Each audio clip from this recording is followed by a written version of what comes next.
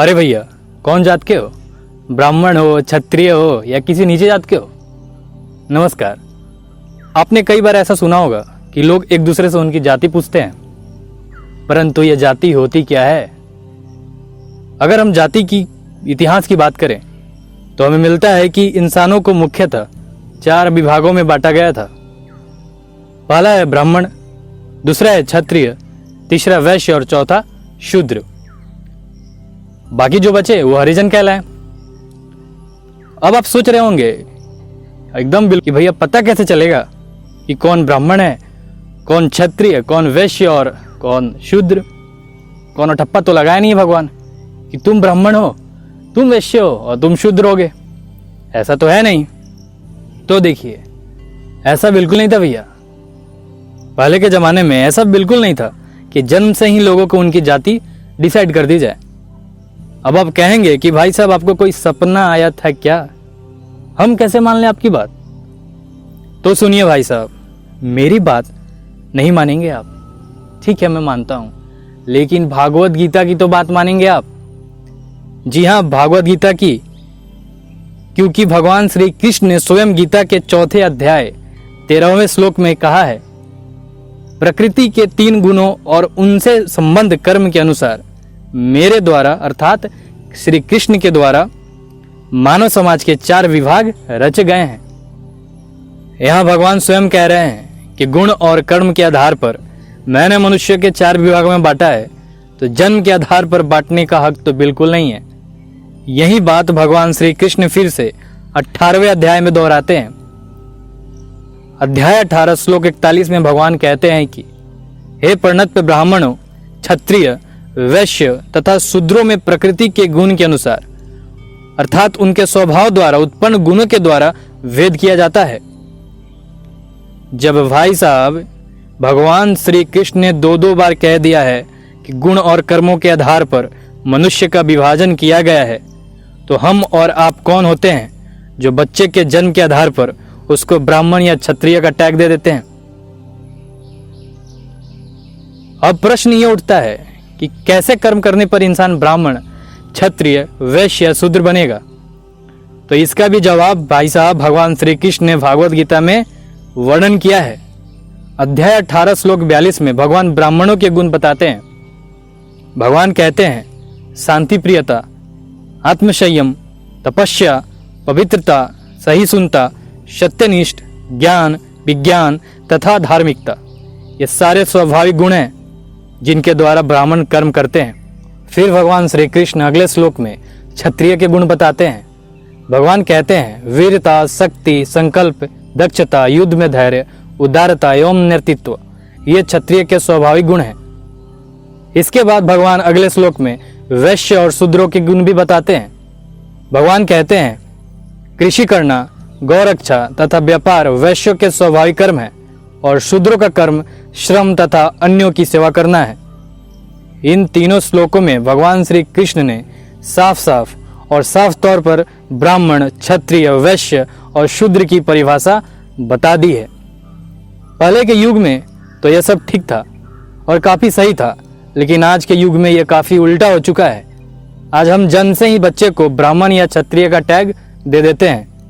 वैश्य और शूद्र का टैग तो कोई लेना ही नहीं चाहता। अब जैसे आजकल का हम लोगों ने एक ट्रेडिशन बना लिया है कि जो भी शर्मा, दुबे, पांडे, झा, तिवारी और इत्यादि नाम वाले हैं, सबको ब्राह्मण कैटेगरी में डाल दिया जाएगा, भले इन सरनेम वाले व्यक्ति कुछ भी करे। मैं आपसे पूछता हूं कि क्या इन सब सरनेम वाले व्यक्ति तपस्या, टीचर या धार्मिक कथा ही करते हैं क्या, कि और भी कुछ करते हैं? तो इसका उत्तर आपके पास भली बात ही है कि शर्मा नाम से कौन फेमस है, पांडे नाम से कौन फेमस है। तो इसका उदाहरण मुझे देने की जरूरत नहीं है, इसका उदाहरण आपके पास पर्याप्त है जो इस चीज को गलत साबित करता है। आज भाई साहब शर्मा, दुबे, पांडे इत्यादि सरनेम वाले व्यक्ति फौज में, पुलिस में, क्रिकेट में और कई जगह पे अपना परचम लहराया है। यहाँ तक कि किन्होंने तो बिजनेस में भी लहराया है, किन्हीं की बड़ी बड़ी कंपनियां भी हैं। तो मेरा सवाल यह है कि क्या आप इन लोगों को ब्राह्मण मानेंगे? आप कैसे इनको ब्राह्मण मान सकते हैं? क्योंकि गीता के अनुसार तो ये गलत है। क्योंकि गीता कहता है कि फौज यानी क्षत्रिय, व्यापार यानी वैश्य, और जो कंपनियों में काम करता है वो शूद्र है। तो हम क्या माने ऐसे व्यक्तियों को? हम लोगों भी गजब है ना। एक तरफ तो हम कहते हैं कि गीता जैसा सच्चा ज्ञान तो कहीं होता ही नहीं, और दूसरी तरफ हम उस ज्ञान की आलोचना करते हैं और हम मानते भी नहीं हैं। अपनी मर्जी से ही किसी को भी कोई चीज का टैग दे देते हैं। भाई साहब, जो ब्राह्मण होते हैं ना, वो सूर्य उदय से 1 घंटा पहले उठते हैं और उठने के बाद अपने कर्म करने के बाद 2-2 घंटे 3-3 घंटे पूजे पाठ में बिताते हैं और भगवान के भजन कीर्तन करते हैं। वो अंडा मांस मंदिरा वाले चीज में नहीं पड़ते कभी। परंतु क्या आज जो आपको जन्म से ब्राह्मण मानता है, क्या वो ये सब नियमों को पालन करता है? सभी लोगों के लिए तो नहीं कहा जा सकता, लेकिन ज्यादातर लोग तो सुबह उठते ही 7-8 बजे हैं। उठते ही भाई साहब को पहले नाश्ता करेंगे, फिर जाकर कहीं मन किया तो नहा लेंगे, और तो और नहाने का भी गारंटी नहीं है। सीधा कह देते हैं हमारा तो मन साफ है भाई, और 2 घंटे पूजा पाठ तो छोड़ो, 2 मिनट भी नहीं, सही से 1 से 1.5 मिनट भगवान को हाय हेलो बोल के पतली गली से निकल लेंगे। अब क्या आप ऐसे लोगों को ब्राह्मण कहेंगे? हाँ बोलिए, कमेंट में बताइए। ऐसे लोगों को ब्राह्मण कहकर तो आप उन बड़े बड़े ऋषि मुनियों का अपमान कर रहे हैं। भाई साहब, इतना आसान नहीं होता ब्राह्मण बनना। अब यही बात क्षत्रिय के लिए भी लागू होती है। आजकल भाई साहब लोग जन से ही अपने आप को क्षत्रिय कहते हैं, भले ही वो भाई साहब कॉकरोच से 10 मीटर की दूरी बनाकर रखते हो। असली क्षत्रिय तो हमारे फौजी और पुलिस भाई बहन हैं, जो ना जाने कहां कहां ड्यूटी देते हैं। राजस्थान का रेगिस्तान हो या सियाचिन की बर्फीली पहाड़ियां या कोई प्राकृतिक आपदा आ जाए, वो हमेशा तट पे रहते हैं। परंतु कुछ लोग जो अपने आप को जन्म से क्षत्रिय मानते हैं, वो गजब की बात करते हैं। ऐसे लोग तो मस्त एसी ऑन करके चद्दर तान के सो जाएंगे और घर में बैठे बैठे स्टेटस लगाएंगे कि मैं हूं क्षत्रिय। अगर इन लोगों से यह पूछ ले कि अगर आप क्षत्रिय हैं तो वो ड्यूटी करने वाले कौन हैं, इन सवालों का जवाब इनके पास नहीं है, क्योंकि भाई साहब सिर्फ स्टेटस लगाते हैं। आपको याद दिला दे, स्टेटस लगाने से स्टेटस नहीं बदलता, स्टेटस बनाने से स्टेटस बदलता है। और बाकी रहे वैश्य और शूद्र, जो कोई बनना नहीं चाहता। लेकिन असलियत यह है, इस समय ज्यादातर लोग इन्हीं 2 कैटेगरी में आते हैं। और असलियत तो यह भी है कि हमारे पुराणों में यह भी कहा गया है कि कलयुग के आरंभ में ही वैदिक जाति का अंत हो जाएगा, और यह सत्य भी निकला। आजकल लोग जातियों में तो बटे हैं, लेकिन यह विभाजन हमारे वेद और पुराणों के अनुसार नहीं है, बल्कि हम लोगों ने खुद बनाए हैं। देखिए, हमारे इस वीडियो का उद्देश्य यह नहीं है कि हम आप लोगों को नीचा दिखाएं या आपकी भावनाओं को आहत करें।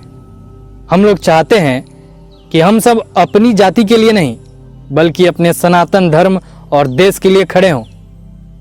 आज जो हम लोग ये जातियों में बटे हुए हैं ना, इसी वजह से आज सनातन धर्म के कुछ लोग भारत के कुछ ऐसे राज्यों में माइनॉरिटी बन के रह गए हैं। आज हम लोग कहते हैं भैया तुम दलित हो, इसलिए मंदिर में नहीं आ सकते, तुम हमारे साथ खड़े नहीं हो सकते, हमारे साथ बैठ नहीं सकते। और इसी वजह से दूसरे धर्म इसका फायदा उठाते हैं और उसे अपने धर्म में शामिल कर रहे हैं और कर लेते ही हैं। यह सब जो हम गलत चीज दिमाग में बैठाए हैं ना, इसको निकाल के फेंक देना बेहद ही जरूरी है। भगवान श्री कृष्ण गीता में कहते हैं, मैं सबका पिता हूं। जब हम और आप एक ही भगवान की संतान हैं, तो ये भेदभाव क्यों? देखिए, इतिहास गवाह है कि घर में जब एक होकर रहते हैं तो पड़ोसी नजर उठाकर भी नहीं देख सकता, लेकिन जब अलग अलग रहेंगे तो वही पड़ोसी हमारा मालिक बन जाता है। हम लोगों के साथ तो ऐसा पहले मुगलों और अंग्रेजों ने कर दिया है, फिर भी यह बात हमारी खोपड़ी में नहीं घुसती। अब भी हम जाति का तांडव मचा के रखे हैं। भाई साहब, हाथ जोड़कर विनती करता हूं आपसे, ये ऊंची जाति और नीची जाति का जो खेल है ना, उसे खत्म करें वरना मेजॉरिटी से माइनॉरिटी बनने में समय नहीं लगता। ये जो हम ऊंची जाति का घमंड करते हैं ना, जी हाँ बिल्कुल, जो झूठा घमंड करते हैं, इसे खत्म करना बहुत जरूरी है। अंत में इतना ही कहूंगा कि आप अपने सनातन धर्म और देश के लिए लड़ें और उसके लिए आवाज उठाएं। धन्यवाद।